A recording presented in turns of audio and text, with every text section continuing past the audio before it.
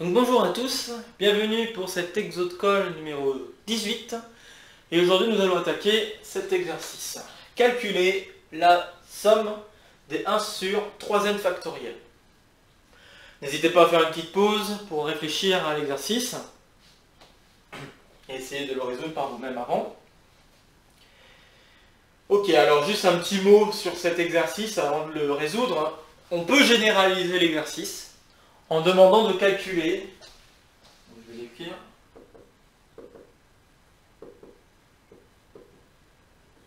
en demandant de calculer la série des 1 sur Pn factoriel avec P entier naturel. Donc si vous avez réussi pour le cas 3n factoriel, vous pouvez essayer de réfléchir au cas général où vous avez un P entier naturel non nul. Ok, alors pour résoudre cet exercice,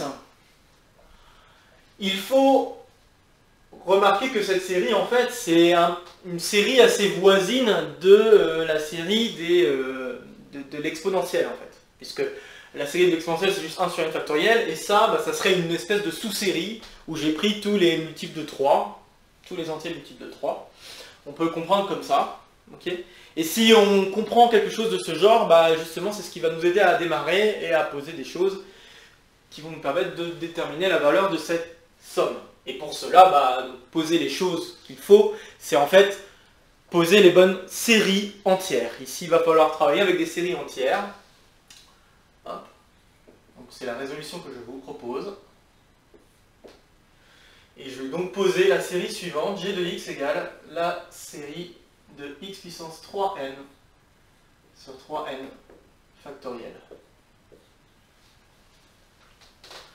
Ok, alors cette série, elle est convergente et elle a même un rayon de convergence, c'est ça que je voulais dire plutôt, elle a un rayon de convergence infini. D'accord ? Donc G est une série entière de rayons de convergence R égale plus infini. Ok, pourquoi ? Parce que c'est une sous-série, si on veut, de l'exponentielle. C'est une façon de le voir. Sinon, on peut utiliser d'Alembert. Donc, je vais écrire ça. Soit on voit que c'est une sous-série de l'expo, ou alors on peut utiliser d'Alembert. À vous de voir. Mais c'est pas très difficile à vérifier. Donc d'Alembert, bien sûr, pas n'importe comment, on prend y égale x cube, on pose y égale x cube pour se ramener à la série y puissance n, et à partir de là, on fait les quotients comme il faut. Bon. Ok, alors on a un rayon plus infini, et quand on a une série entière de rayons plus infini, donc le théorème c'est plus, si j'ai une série entière d'un certain rayon R, alors la fonction qui est définie par cette série entière est C infini sur l'intervalle moins R, R. Ici, R étant plus infini, ça veut dire que la série est C infini, donc la fonction G est C infini sur tous les réels. Et à vrai dire, on pourrait même dire sur tous les complexes, mais bon, la dérivabilité chez les complexes, c'est pas au programme de prépa, mais à vrai dire, on pourrait aller jusqu'au complexe, c'est pas de problème avec ça. Bon. Et puis, ce qu'on va faire, c'est qu'on va calculer quelques dérivées. Maintenant qu'on sait qu'elle est C infini, on peut se permettre de calculer des dérivées. Alors, faisons-le. Si je calcule la première dérivée, on obtient la série pour n allant de 1 à l'infini de x puissance 3n moins 1 sur 3n moins 1. Le premier terme saute, parce que pour n égale 0, c'est une constante. Donc dériver une constante, ça vaut 0. Puis si je dérive une deuxième fois, j'obtiens la série pour n allant de 1 à l'infini de x puissance 3n moins 2 sur 3n moins 2 factoriel. Et puis si je dérive encore une fois, la dérivée troisième de g vaut x puissance 3n moins 1, donc la série des x puissance 3n moins 3, pardon, sur 3n moins 3 factoriel, et par un petit changement de variable, on se rend compte que cette série c'est la même chose que g. Donc on a une équation différentielle qui en ressort, qui est que la dérivée 3 fois de g est égale à g. Ça, c'est une équation différentielle. Alors le problème, c'est qu'en prépa, on ne voit pas vraiment la résolution d'équations différentielles d'ordre supérieur que 2. Alors, on voit pas ces ordres-là. Mais c'est pas grave, on peut ramener à une... Enfin, si on fait attention au premier terme que j'écris, donc g, g' seconde, avec ça, on peut poser une autre équation différentielle qui va nous permettre de faire la résolution. Ça n'empêche que j'en toucherai quelques mots pour expliquer comment on résout ce genre d'équation différentielle. Vous allez voir que c'est pas si difficile. La seule chose qui est en fait compliquée, c'est de déterminer des racines. Mais bon, voilà, j'y reviendrai.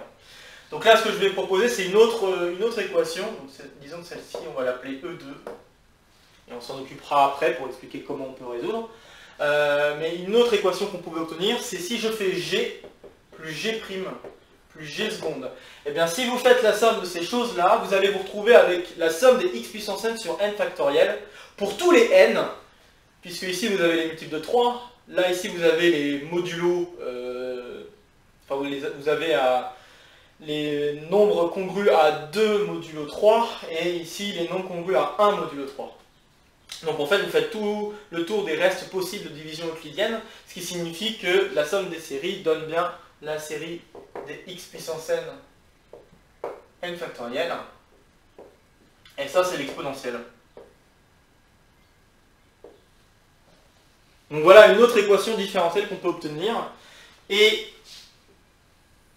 qui est au programme de prépa cette fois.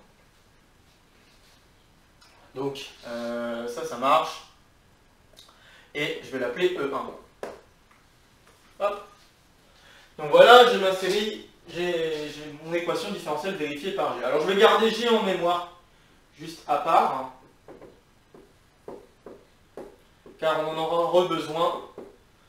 On aura de nouveau besoin de G une fois la résolution de l'équation différentielle faite.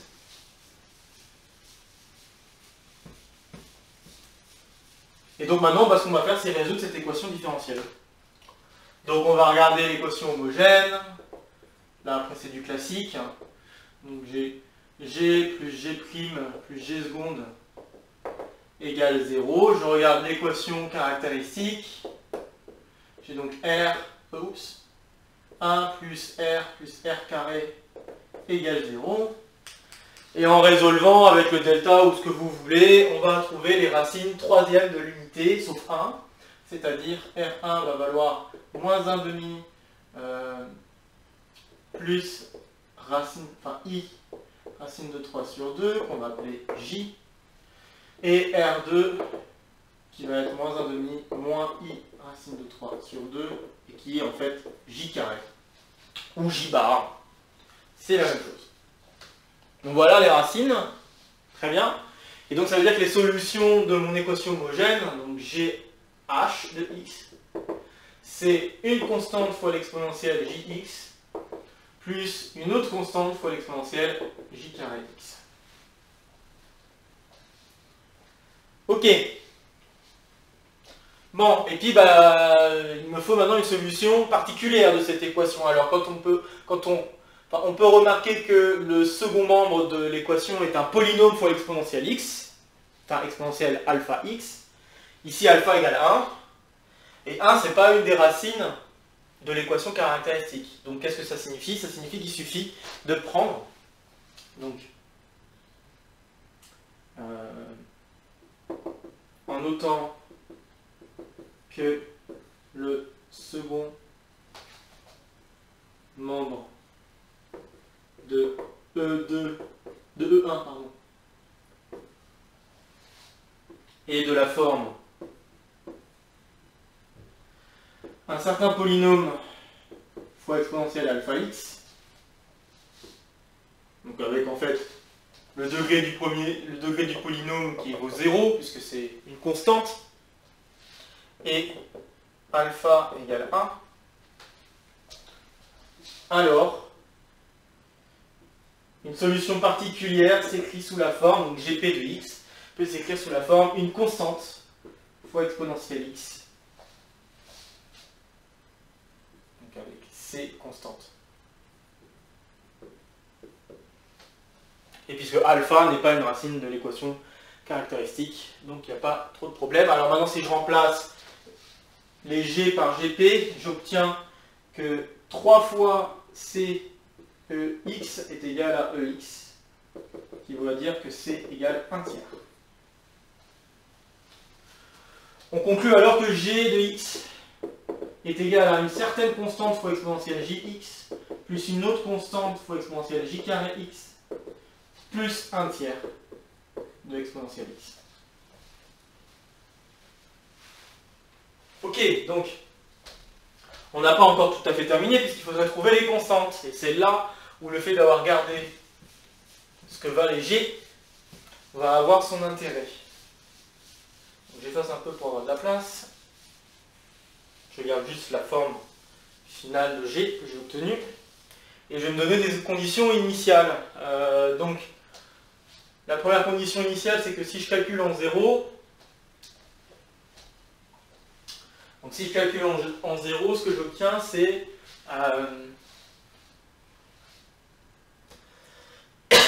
donc ce que j'obtiens, c'est A plus B plus 1 tiers d'un côté, en regardant cette équation-là, enfin ce résultat-là. Et si je regarde ce résultat-là, en remplaçant x par 0, il n'y a que le terme constant qui survit, donc 1.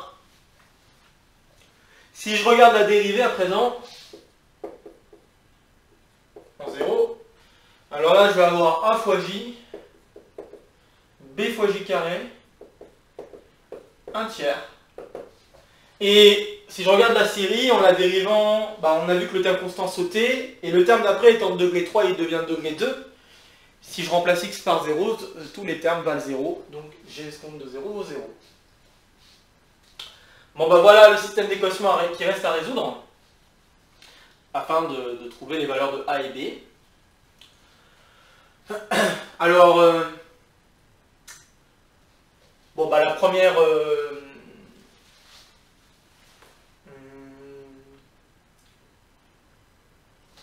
donc la première équation, je suis en train de réfléchir un instant, mais alors la première équation me dit que, donc je sais pas, on peut le résoudre de la façon qu'on veut, soit en multipliant par J, soit on va peut-être faire ça. Donc disons que je vais prendre la ligne 1, ligne 2,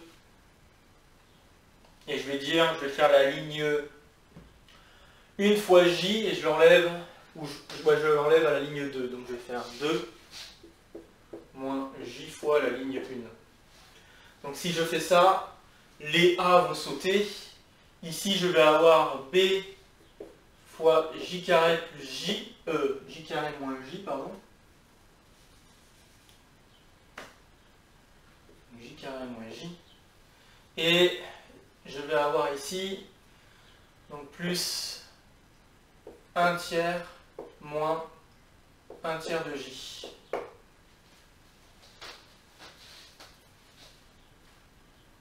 Je pense que c'est ça, J. Oui, ça doit être ça. Et ça doit valoir J, si je dis pas de bêtises.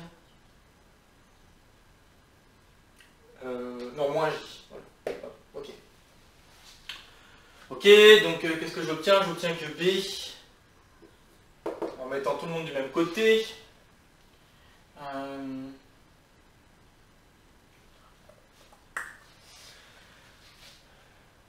là je suis juste en train de prier pour que tout marche comme il faut, donc je vais avoir moins 2 tiers de J, donc là j'ai 1 tiers de J moins J, donc ça va faire moins 2 tiers de J, moins 1 tiers, divisé par J carré moins J.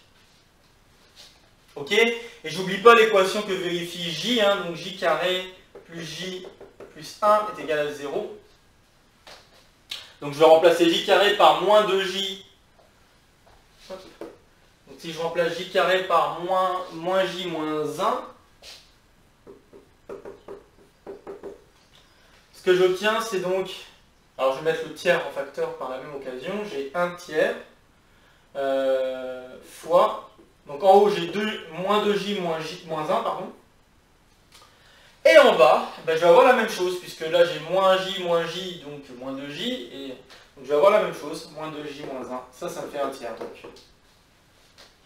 B est égal à 1 tiers et par conclusion, A, par la ligne 1 par exemple, on en déduit que A est égal à 1 tiers. Conclusion. Bah ici on a 1 tiers. 1 tiers. Bon voilà. Et maintenant, pour conclure ce que vaut la série, il suffit de remplacer x par 1. Donc la série qu'on cherchait à calculer, donc des 1 sur 3n factoriel, est égale à 1 tiers de exponentielle 1 plus exponentielle j plus exponentielle j carré. Alors si on n'est pas content des nombres complexes, on peut passer à l'écriture sous la forme réelle. Alors comment? En utilisant partie réelle, partie imaginaire. Ou alors en utilisant juste une formule de... Enfin, c'est aussi en utilisant la formule de l'air, enfin c'est un peu des deux. Donc si j'utilisais un tout petit peu cette écriture-là, j'aurais 1 tiers de exponentielle de moins 1 demi de x. Et la partie imaginaire, c'était i racine de 3 sur 2. Donc là, ça va me donner du cosinus. Donc il y a un x2 qui doit apparaître aussi. J'ai oublié de mettre le x2. Donc il va y avoir un x2. Et j'ai cosinus de racine de 3 sur 2 fois x. Voilà. Donc, si on n'est pas content de l'écriture, donc ça, plus l'exponentielle x fois 1 tiers, qui traîne toujours. Donc si on n'est pas content de l'écriture complexe, on a l'écriture réelle, en jouant avec partie réelle, partie imaginaire. Pas de problème, une formule de l'air si vous préférez, puisque j carré c'est le conjugué de j. Bon voilà, alors maintenant, la question qu'on peut se poser, c'est comment on aurait pu résoudre cette équation différentielle. Donc là je vous ai résolu l'exercice, la solution est là-bas, ou si vous préférez cette écriture, vous prenez cette écriture, peu importe. Alors comment on fait pour résoudre une équation différentielle de ce genre? Donc je vais effacer un peu. Regardez cette solution-là. En fait, on résout un peu comme on l'a fait là pour l'équation du du second ordre. Alors ça va marcher que pour les équations à coefficient constant. Mais, donc si j'étais parti avec l'équation G3 égale G, en fait je vais regarder l'équation caractéristique, puisque ça c'est une équation homogène directement. Et l'équation caractéristique serait R cube égale 1. Donc vous remplacez la dérivée énième de g par R puissance n. Donc là vous avez R cube égale 1. Du coup ça veut dire qu'il y a 3 racines. R1 égale 1, R2 égale J, R3 égale J carré. Toutes les racines sont distinctes 2 à 2. S'il y avait des racines doubles ou des racines multiples, on aurait un polynôme de degré, la multiplicité de la racine. D'accord? Là, ici, ce sont que des racines simples, donc ça veut dire que G s'écrit une certaine constante fois exponentielle x, plus une certaine constante fois exponentielle jx, plus une certaine constante fois l'exponentielle j carré x. Je répète, s'il y avait une racine d'une multiplicité k, alors le coefficient qui aurait devant l'exponentielle correspondante serait un polynôme de degré k. De degré k-1, pardon. K-1, parce que c'est des constantes. Ok, maintenant il faut trouver ABC. Pour trouver ABC, je vais refaire pareil. Je regarde G de 0, j'ai A plus B plus C qui est égal à 1. J'ai G' de 0 qui va aller AJ, EA, plus BJ plus CJ carré.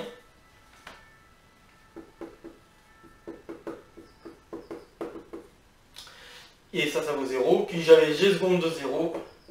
Si je regarde G seconde, j'aurai ceci.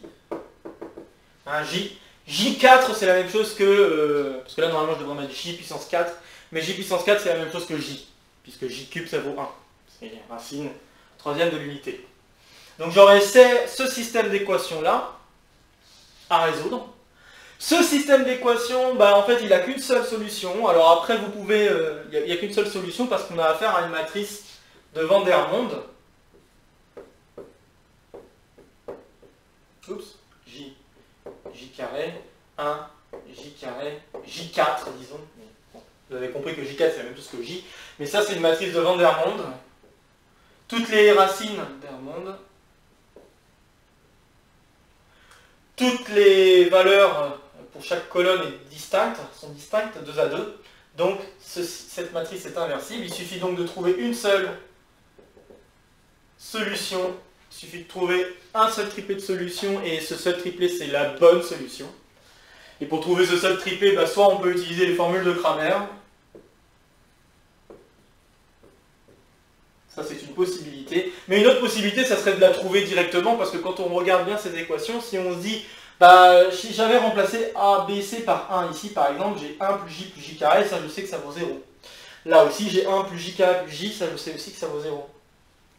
Donc l'idée ça serait donc de trouver le triplet juste en tâtant un petit peu, et on se rend compte que le triplet qui fonctionne, c'est encore une fois A, B et C, tous trois égale à 1 tiers. Voilà comment on fait pour résoudre une équation d'un ordre supérieur à 2, à coefficient constant. Alors, faut faire quand même... Après, il y a aussi l'étude de ce qui se passe quand on a un second membre. Il va se passer à peu près le même genre de circonstances. Si la racine n'est pas... Enfin, si la valeur de l'exponentielle n'est pas une racine, blablabla. Bon, bref. Il suffit de remodifier un petit peu, d'essayer de généraliser un petit peu comme vous le pensez par rapport à ce que j'ai dit là. Si vous devez trouver un second membre, etc., d'une certaine forme, c'est exactement le même principe.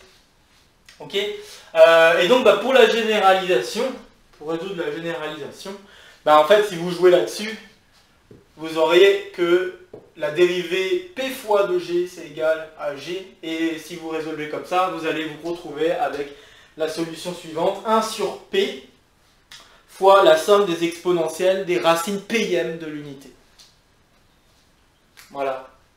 Je vous conseille d'essayer de faire ça, d'essayer même de vous entraîner à toucher un petit peu à ces équations de degré supérieur. C'est pas si difficile une fois qu'on a compris la méthode. C'est juste que s'il y a des coefficients non constants, c'est beaucoup plus compliqué et en général on a du mal à résoudre.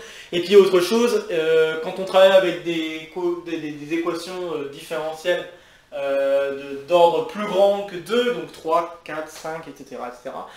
on peut tomber sur des équations caractéristiques où les solutions ne peuvent pas s'écrire avec des racines carrées, des racines cubes, des choses comme ça. C'est un peu plus, c'est plus compliqué à manipuler. C'est pour ça qu'on n'en parle pas beaucoup. Mais à savoir que ça peut le faire. Donc là, ici, ça va parce que les racines qu'on a pour le polynôme en jeu, ce sont les racines pm de l'unité. On peut les écrire, on peut les donner des expressions, mais à savoir que si je vous donne n'importe quelle équation d'ordre P, pour P plus grand que 2, donc 3, 4, 5, etc., il se peut que vous tombez sur un polynôme, donc notamment 5, à partir de 5 c'est sûr, qu'il y a beaucoup de chances que vous tombez sur un polynôme, si vous choisissez un peu au hasard, que vous tombez sur un polynôme où vous ne pouvez pas écrire les racines, à l'aide de racines carrées, racines cubes et autres puissances de racines, et fractions bien sûr. Vous ne pouvez pas écrire ces racines-là de cette manière-là. C'est un gros résultat dû à Galois. Donc c'est tout autour de la théorie de Galois. C'est pas vraiment dû à Galois, mais en tout cas c'est une très grande conséquence de la théorie de Galois qui a été mise en place on va dire, qui a été retrouvée par Gauss, je crois, juste pour l'histoire, mais bien des années après que Évariste Galois ait écrit quelques petites choses par rapport à ce qu'il faisait en thèse et tout ça, mais bon, comme il est mort jeune, évidemment on n'a pas pu en savoir davantage tout de suite, il a fallu attendre pas mal d'années, mais voilà, bon. Très bien, je commence à digresser. Donc voilà, c'est tout pour l'exercice de colle. Si vous avez des questions, des remarques, des commentaires, n'hésitez pas à les faire sous cette vidéo. Si vous connaissez encore une fois des gens pour qui ça pourrait être sympa de suivre ces vidéos, ces exercices, etc., n'hésitez pas à partager. Et puis sur ce, je vous souhaite une bonne semaine et je vous dis à la semaine prochaine pour l'exercice numéro 19. Allez, salut à tous!